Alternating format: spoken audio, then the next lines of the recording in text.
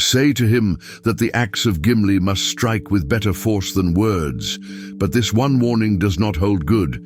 He will find the way hard, but his heart is set upon it. That's Gandalf, supposedly quoting Galadriel's message to Gimli in the Two Towers. But here's a question that's been bugging Tolkien fans for decades. Did Galadriel actually say that? Or was Gandalf making it up on the spot? Because if this was a group chat, Gimli's message feels suspiciously like Gandalf typing something just to stop the awkward silence. While Aragorn and Legolas got beautiful, poetic verses that sound like they came straight from the Lady of Light herself, Gimli gets what sounds like relationship advice from your uncle who's trying to be supportive but doesn't quite know what to say. Today, we're diving into one of Middle-earth's most overlooked mysteries. Was this the most wholesome lie in fantasy literature? Or did the Lady of Lothlórien really send a dwarf a message about hitting trees harder? Let's set the scene. Gandalf has just returned as Gandalf the White, reuniting with Aragorn, Legolas and Gimli in Fangorn forest. The wizard brings with him messages from Galadriel, but not just any messages. These are formal prophetic communications from one of the most powerful beings in Middle-earth. First, Aragorn receives his message, delivered in elegant verse. Where now are the Dunedain, Elessar, Elessar? Why do thy kinsfolk wander afar? Near is the hour when the lost should come forth, and the grey company ride from the north. But dark is the path appointed for thee. The dead watch the road that leads to the sea. Then Legolas gets his own poetic prophecy. Legolas Greenleaf long under tree. Enjoy thou hast lived. Beware of the sea. If thou hearest the cry of the gull on the shore, thy heart shall then rest in the forest no more. Both messages are formatted as separate formal poems. They're prophetic, mysterious, and bear the unmistakable mark of Galadriel's foresight and elvish poetry. They feel ancient, important, and mystical. And then there's Gimli. Poor Gimli, who stands there watching his companions receive these grand prophecies, looking increasingly dejected as it becomes clear that the Lady of Light apparently had nothing to say to him. The silence stretches. Gimli's face falls. And then something very strange happens. Here's where it gets interesting.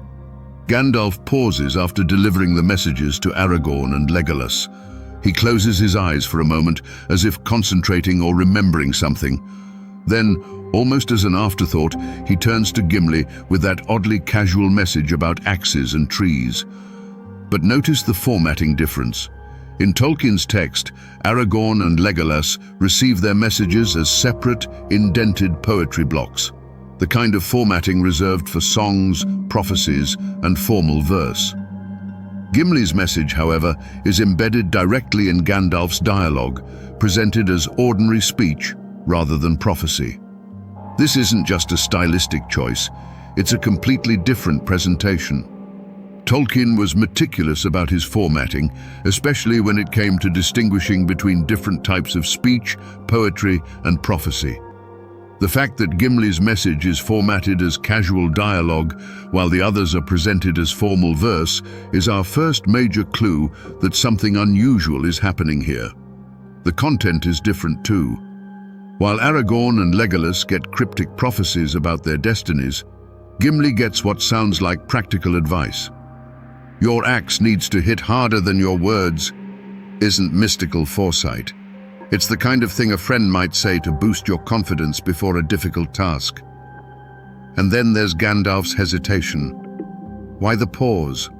Why the closed eyes? If Galadriel had given him a message for Gimli, wouldn't he have delivered it immediately along with the others? The timing suggests something more spontaneous than divine revelation. The first theory, popular among Reddit theorists and Tolkien discussion forums, is simple. Gandalf made it up to spare Gimli's feelings. Think about it from Gandalf's perspective. You've just delivered these grand prophetic messages to two of your companions, and the third is standing there looking like he's been forgotten by the universe.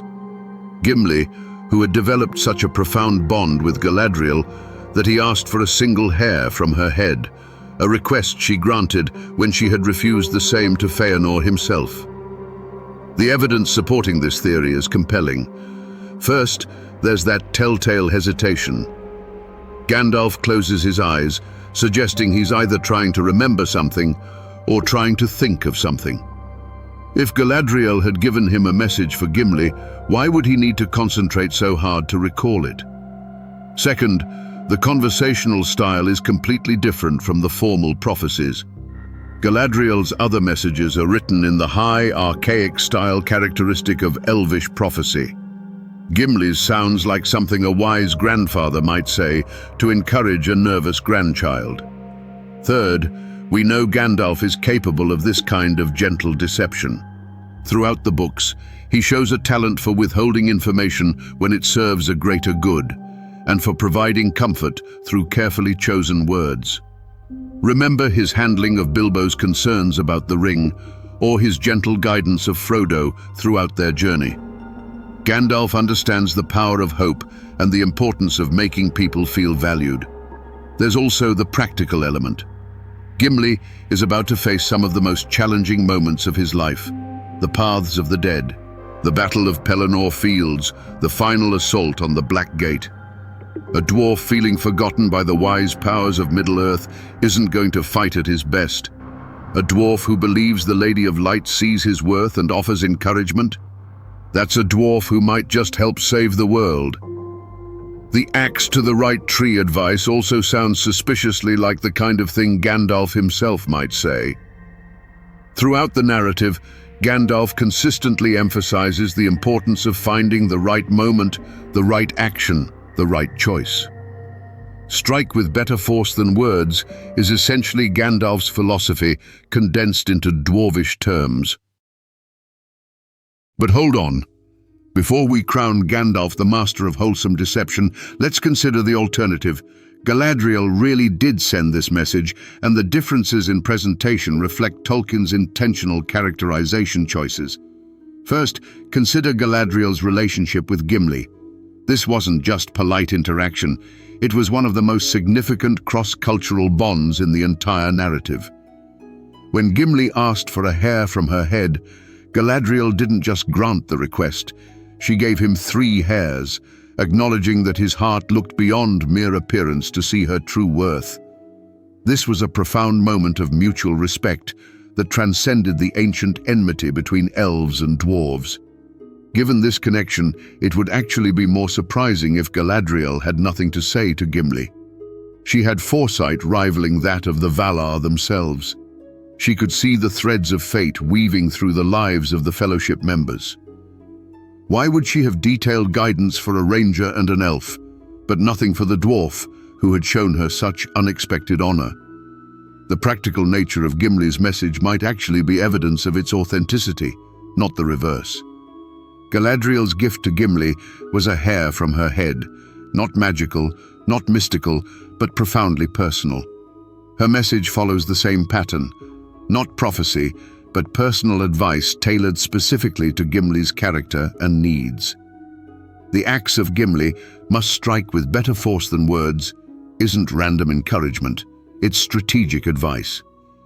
Throughout the War of the Ring, Gimli's greatest contributions come not from speeches or diplomacy, but from his actions with his axe.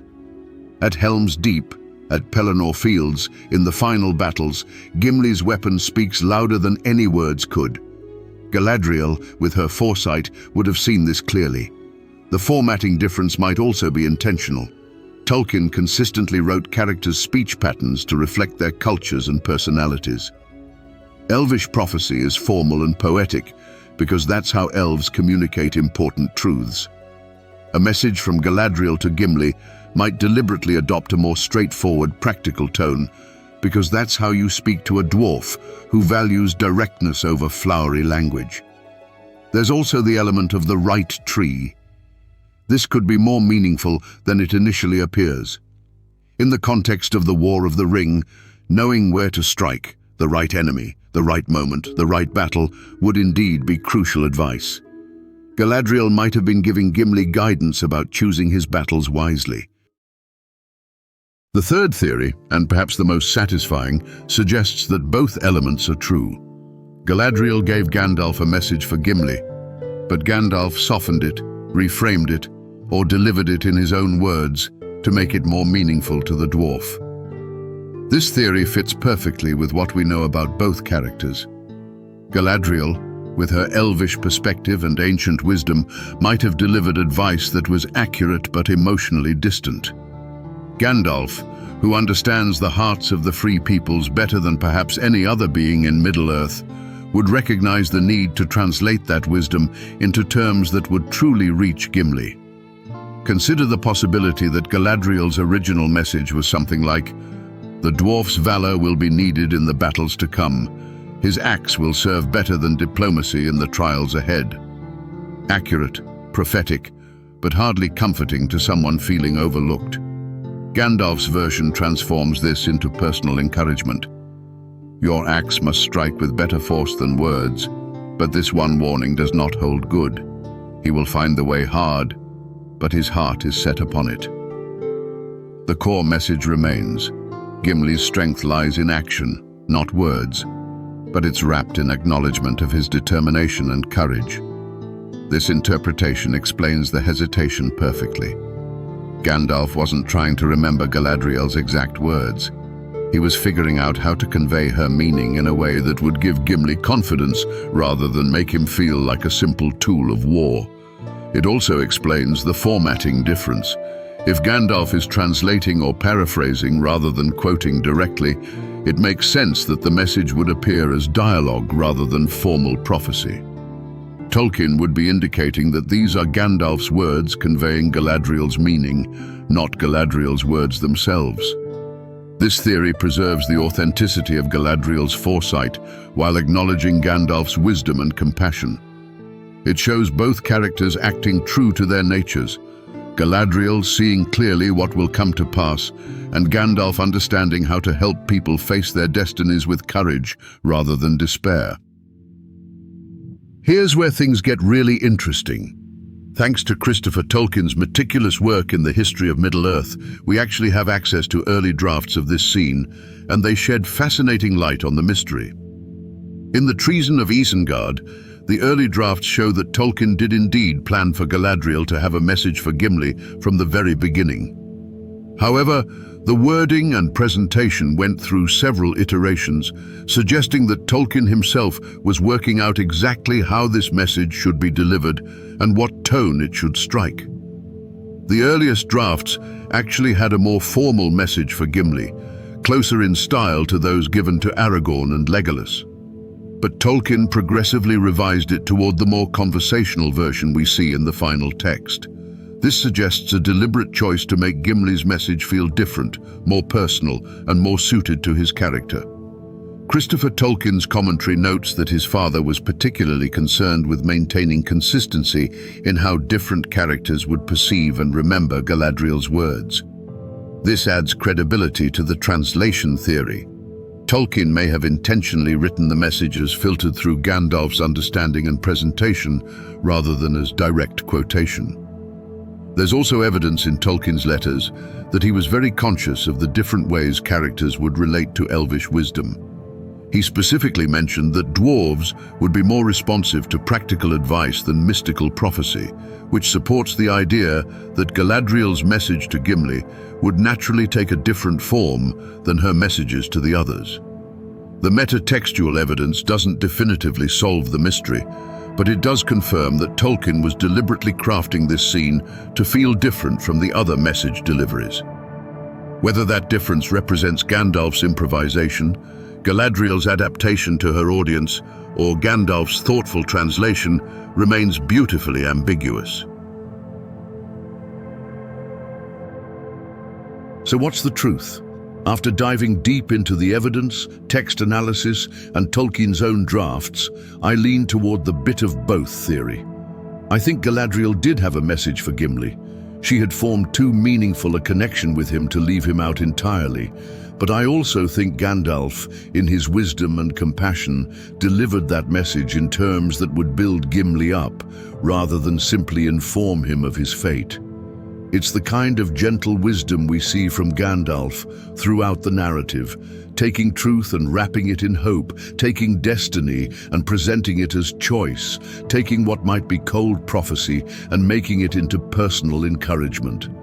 But that's just one perspective on this beautiful mystery. What do you think? Was Gandalf improvising to spare Gimli's feelings? Did Galadriel really send a message about axes and trees? Or was it something in between, truth delivered with love? Let me know in the comments which theory you find most convincing and why. And if you're hungry for more Middle-earth mysteries, hit that subscribe button, because next time we're exploring the strangest prophecy in all of Tolkien's works, the riddle of the mouth of Sauron and the secret he almost revealed about the ring's true nature. Because sometimes the most beautiful truths in Middle-earth are the ones hidden in plain sight, disguised as simple kindness between friends.